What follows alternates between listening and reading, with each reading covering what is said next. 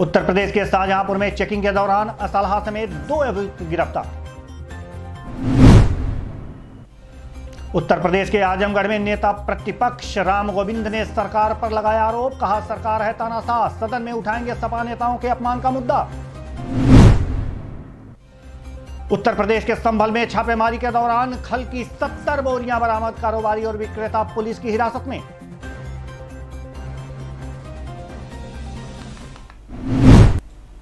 नमस्कार, IBN भारत देख रहे हैं आप, मैं हूं देवेंद्र कुशवाहा। रुक करते हैं खबरों की तरफ। उत्तर प्रदेश के शाहजहांपुर में चलाए जा रहे संदिग्ध व्यक्ति वस्तुओं की चेकिंग के अभियान के मद्देनजर 2 आरोपियों को पुलिस ने गिरफ्तार कर लिया है।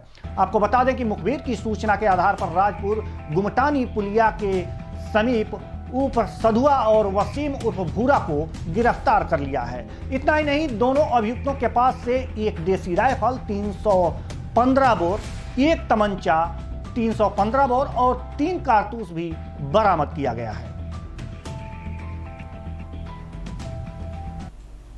बिहार के समस्तीपुर में भारत की जनवादी नौजवान सभा DIFI अंचल कमेटी के बैनर 12 सूत्री मांगों को लेकर प्रखंड कार्यालय में 1 दिवसीय धरना प्रदर्शन किया। आपको बता दें कि इस प्रदर्शन में DYFI के जिला अध्यक्ष भोला राय ने सबको शिक्षा, सबको काम, बेरोजगारों को बेरोजगारी भत्ता, अपराध, भ्रष्टाचार, विकास कार्यों में लूट, जाति, आवासीय और दाखिल खारिज में हो रहे धांधली पर रोक लगाने की मांग की है। भोला राय ने प्रखंड विकास पदाधिकारी को आड़े हाथों लेते हुए कहा है कि तमाम पंचायत भ्रष्टाचार में लिप्त हैं। इसके खिलाफ हमारा अनवरत संघर्ष जारी रहेगा। इतना ही नहीं, उन्होंने 5 सदस्यीय प्रतिनिधिमंडल 12 सूत्री मांगों से संबंधित ज्ञापन प्रखंड विकास पदाधिकारी को सौंपा है। यहाँ बैठे हुए हैं अंचल कार्यालय पे, क्या मामला है जिसको लेकर? देखिए, प्रखंड के अंदर में जातीय आवासीय आय प्रमाण पर तमाम जन कल्याणकारी योजना में पूरे भ्रष्टाचार है। बगैर पैसा के कोई काम नहीं होता है। जो पैसा नहीं देता है वो बउआता है, घूमता है, हैरान होता है। इसके अलावे इंदिरा आवास हुआ, इसके अलावे हम लोग का डिमांड है जो नौजवान है उसको नौकरी मिले, नहीं तो 10,000 रुपया उसको बेरोजगारी भत्ता मिले। साथ में जो दिल्ली के अंदर में जो किसान आंदोलित है उस किसान को भी मांग को अविलंब सरकार पूरा करे। ये तमाम मुद्दा के लेके आज समस्तीपुर प्रखंड पर DYFI अंचल कमेटी की ओर से प्रदर्शन किया गया है। क्या नाम हुआ? मेरा नाम भोला राय हुआ, DYFI के जिला अध्यक्ष। यहाँ बैठे हुए हैं उत्तर प्रदेश के नेता प्रतिपक्ष राम गोविंद चौधरी ने निजामाबाद विधायक आलम वदी आजमी सहित तमाम सपा नेताओं द्वारा डीएम से मिलने जा रहे जहां पर उनके साथ कोतवाल ने दुर्व्यवहार किया, जिस पर गुस्से में आकर उन्होंने बोला कि सरकार पूरा तानाशाही करने पर उतर आई है और साथ ही साथ पूरा सरकार तंत्र भी तानाशाह हो गया है। उन्होंने ये तक बोल दिया कि अगर इस मामले पर कार्रवाई नहीं हुई तो इसको विधानसभा में उठाया जाएगा। सब बातों से अवगत कराने के लिए टाइम। उत्तर प्रदेश के बदायूं से एक बार फिर शर्मसार करने वाली गैंगरेप जैसी जघन्य वारदात का मामला सामने आया है। वायरल वीडियो में बारी बारी से रेप की जघन्य घटना को अंजाम देते 6 लड़कों ने 30 वर्षीय महिला के साथ खेत में बलात्कार किया और उस समय लड़के इसका वीडियो भी बनाते रहे, जिसके डर से महिला ने किसी से कोई शिकायत नहीं की। लेकिन जब वीडियो वायरल हो गया तब पुलिस को लिखित में शिकायत दर्ज करवा दी। इस खबर पर ज्यादा जानकारी के साथ हमारे संवाददाता योगेश जुड़ चुके हैं। जी, स्वागत है आपका योगेश जी। योगेश जी, बदायूं में एक 30 वर्षीय महिला के साथ गैंगरेप का मामला सामने आया है, क्या है पूरा मामला? मामला ये है, 30 वर्षीय जो महिला है वो दलित जाति की है, जहां पर 4 महीने पहले का एक वीडियो सोशल मीडिया पर वायरल हुआ है, जिसका कल पुलिस ने संज्ञान लिया है और उस पर जो है कार्रवाई की गई है। मामला पूरी तरह से साफ नजर आ रहा है कि कहीं ना कहीं इसमें जो है भारी चूक हुई है और जिस तरह से ये सोशल मीडिया पर लगातार वायरल हो रहा है और परिवार के द्वारा महिला के जो उनके द्वारा शिकायत की गई थाने में। योगेश जी, आखिर परिवार ने, जो दलित महिला का परिवार है, इसने कब शिकायत किया था? 4 महीने पहले या अब सोशल मीडिया पर जब वीडियो अपलोड हो गया उसके बाद? सोशल मीडिया पर वीडियो अपलोड होने के बाद कल रात में जब इसकी शिकायत हुई है तो कहीं ना कहीं ये मामला भी सोचने वाला विषय बनता हुआ नजर आ रहा है बदायूं में। तो आखिर एक प्रश्न ये भी उठता है कि अगर जो महिला के साथ दुराचार हुआ है और कुछ लोग वीडियो बना रहे थे, तो आखिर ये सोशल मीडिया पर वीडियो आने के बाद, वायरल होने के बाद महिला ने या महिला के परिवार ने क्यों शिकायत दर्ज कराई है? 4 महीने पहले ही दर्ज करा लेनी चाहिए थी।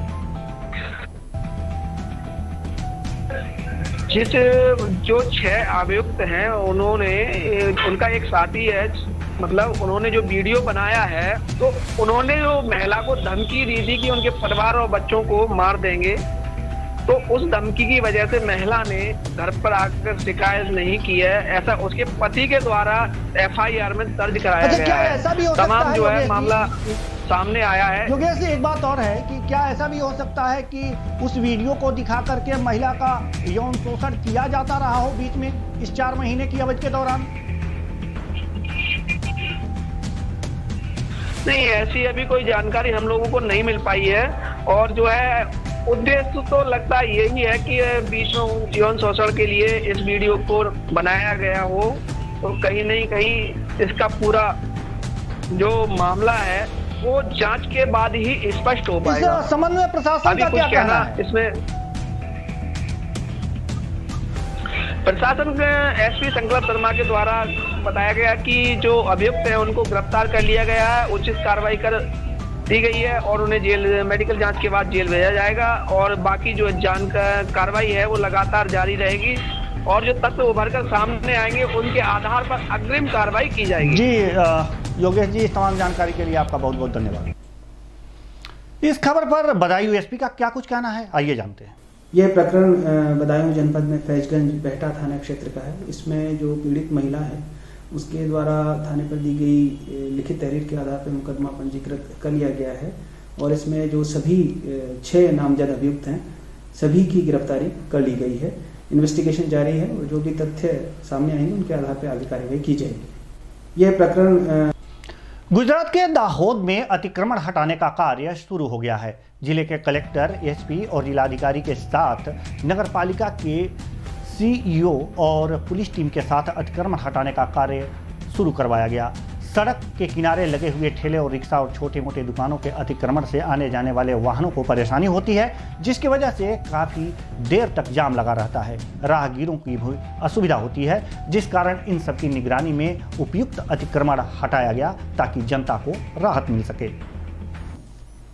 यूपी के फतेहपुर में एक लुटेरी पत्नी का मामला सामने आ रहा है। आपको बता दें कि मामला फतेहपुर का है, जहां पर पीड़ित व्यक्ति निकेश श्रीवास्तव के मुताबिक फतेहपुर जिले की रहने वाली रीना तिवारी नाम की महिला अपने पहले पति से तलाक लेने के नाम पर अपने माता पिता के पास जाती थी और उसके साथ पिछले 3 सालों से लिव इन रिलेशनशिप में रहती थी, जिसका पूरा खर्चा निकेश ही देखता था।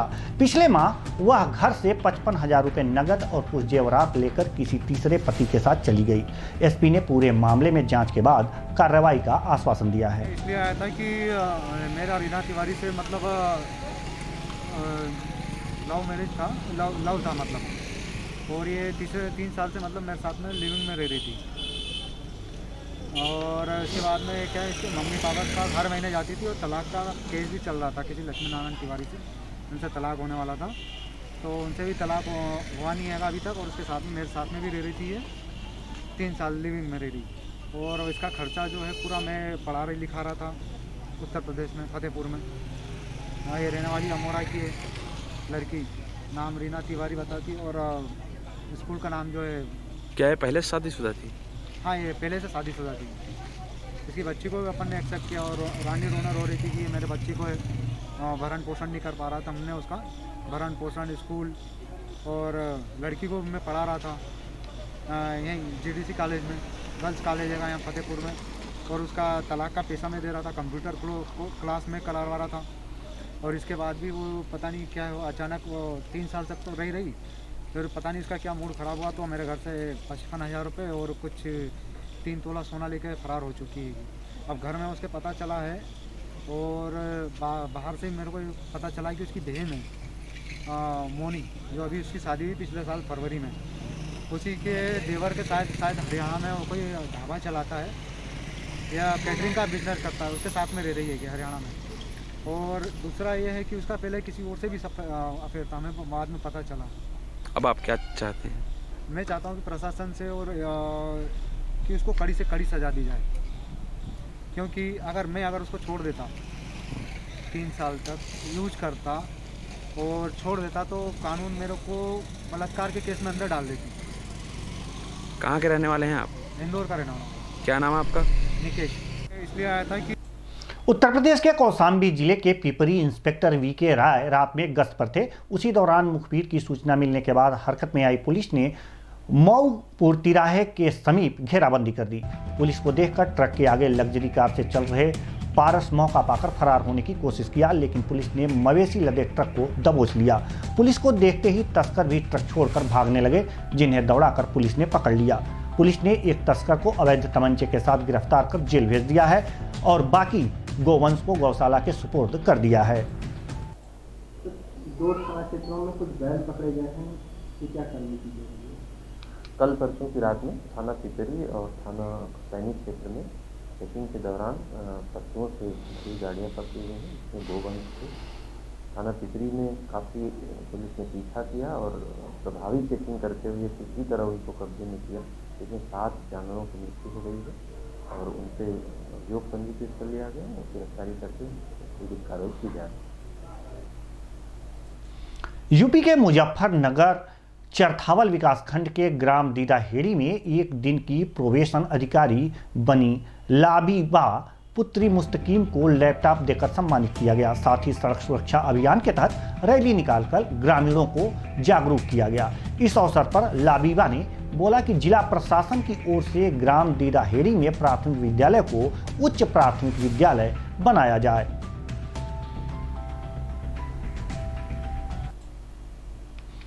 उत्तर प्रदेश के संभल में थाना क्षेत्र गुन्नौर की चौकी जुनावई में श्री कृष्ण गोपाल मार्का लगा करके बेच रहे नक्कालों और बनाने वालों से लगभग 70 खल की बोरी बरामद की गई है।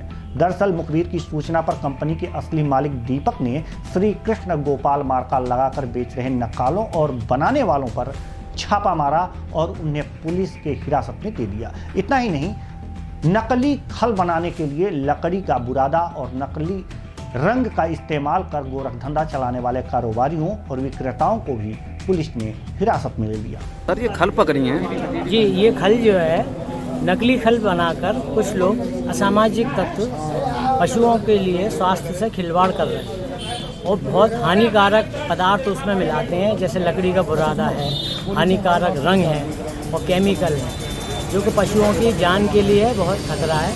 और मेरी फर्म अलीगढ़ स्थित है और मैं DS ब्रांड खल इस क्षेत्र में बहुत लोकप्रिय है और मैं उसकी बेचने का काम करता हूँ। तो यहाँ लोग उससे मिलते जुलता बारदाना और पैकिंग का प्रयोग करके यहाँ भोली वाली जनता को और गरीब किसानों को वो माल बेच रहे हैं और पशुओं के स्वास्थ्य से खिलवाड़ कर रहे हैं। साथ ही दूध की क्वालिटी पर भी उसका बहुत विपरीत प्रभाव जा रहा है और इसके साथ खल पर 5% GST है, तो जो काफ़ी बड़ी मात्रा में बैठती है। 5% के हिसाब से एक ट्रक खल पर लगभग 15,000 रुपये का हम राजस्व अदा करते हैं सरकार को। ये उसकी भी चोरी कर रहे हैं। तो लिहाजा मैं संबंधित विभागों को भी इस बात के लिए निवेदन करना चाहूँगा कि वो भी उचित कार्रवाई करें और ये खल नकली खल चंदौसी और बहजोई और यहाँ जुनावई के आसपास के क्षेत्रों में बनाई जा रही है और बेची है। सर, कौन कौन से गांव से खल पकड़ी गई हैं? ये धनीपुर से पकड़ी है अभी हमने, धनीपुर जुनावई से। धनीपुर में सर किसके यहाँ से पकड़ी गई? धनीपुर में सुगड़पाल हैं, पुत्र रोहन सिंह, और एक हमने तूफान सिंह के यहाँ से गोली पकड़ी है। तूफान सिंह जुनावई पतरिया रोड पर हैं और इस प्रकार और भी जगह हम कार्रवाई कर रहे हैं। पुलिस का सहयोग हमें मिल रहा है। सर, कितनी बोरियां पकड़ी गई अब तक? सुगड़पाल के यहाँ से हमने लगभग 60 बोरी पकड़ी हैं और अन्य दुकानदारों के यहाँ से भी 10-10 बोरी, 20-20 बोरी, 5-5 बोरी मिल रही हैं और कुछ लोगों ने अपनी दुकानें बंद कर दी हैं, शटर का ताला लगा दिया है, तो वो लोग उपलब्ध नहीं है, जिससे हम उनकी देखभाल कर सकें। सर, ये खल पकड़ी हैं। किसान आंदोलन की आड़ में लाल किला परिसर में ट्रैक्टर से उपद्रव मचाने और राष्ट्रीय ध्वज तिरंगे का अपमान करने वाले खुटार क्षेत्र के उपद्रवियों पर देशद्रोह और रासुका लगाने की मांग को लेकर हिंदू युवा वाहिनी ने राष्ट्रपति को संबोधित ज्ञापन थानाध्यक्ष खुटार को सौंपा। हिंदू युवा वाहिनी के कार्यकर्ता सैकड़ों की संख्या में बंडा चौराहे पर एकत्रित हुए और वहां से उपद्रवियों और तिरंगे का अपमान करने वालों के खिलाफ शांतिपूर्ण तरीके से नारेबाजी करते हुए थाना पहुंचे। हिंदू युवा वाहिनी के कार्यकर्ताओं ने राष्ट्रपति और प्रधानमंत्री को संबोधित ज्ञापन थानाध्यक्ष खुटार को सौंपा और मुकदमा दर्ज कराए जाने की मांग की। उन्होंने बताया कि देश के अंदर छिपे हुए इन शरारती तत्वों की वजह से हमारे राष्ट्रीय ध्वज का अपमान हुआ है और हम लोग इस अपमान को सहन नहीं कर सकते। इन पर रासुका देशद्रोह का मुकदमा दर्ज होना चाहिए। हिंदू युवा वाहिनी की तरफ से ज्ञापन दिया गया है थानाध्यक्ष महोदय को जी। लाल 26 जनवरी के दिन कुछ उपद्रवियों द्वारा, जो हमारे खुटार के भी कुछ लोग उसमें शामिल हैं, खुटार ब्लॉक के, वो ट्रैक्टर लेकर लाल किले पर पहुंचे। उन्होंने लाल किले पर पहुंचकर हमारे तिरंगे को अपमानित किया, वहां की उसकी लाल किले की साथ खिलवाड़ किया, ट्रैक्टर घुसेड़ा। तो उससे ही संबंधित राष्ट्रद्रोह के तहत उनके खिलाफ कार्रवाई हो, NSA लगाया जाए उनके ऊपर, इससे संबंधित मिले। और मैं कहना चाहूँगा कि जिस देश को झुकाने के लिए पाकिस्तान ने अपने आप को नीलाम कर दिया, गिरवी रख दिया चीन के पास, लेकिन वो हमारे देश को कभी अखंडता को झुका नहीं पाया। वो काम हमारे देश के गद्दार जो छुपे हैं अंदर, इन लोगों ने वो काम करके दिखाया जिससे हमारा देश शर्मनाक हो गया। आज सर नहीं उठा पा रहा है वो पाकिस्तान। उसके ट्विटर पर हमने लोगों ने देखा तो वो हंस रहे थे। उन्होंने रिपब्लिक डे को ब्लैक डे घोषित कर दिया। मेरी सरकार से, राष्ट्रपति से, माननीय प्रधानमंत्री जी से, माननीय गृह मंत्री अमित शाह जी से निवेदन है कि इन लोगों के खिलाफ NSA के तरफ राष्ट्रद्रोह का मुकदमा दर्ज हो, इनके खिलाफ कड़ी से कड़ी कार्रवाई हो कि दोबारा भविष्य में कभी भी हमारे देश में इस तरह की घटना ना हो। तिरंगे के सम्मान में हिंदू युवा वाहिनी की तरफ से फिलहाल इस बुलेटिन में इतना ही। मुझे दीजिए इजाजत। नमस्कार।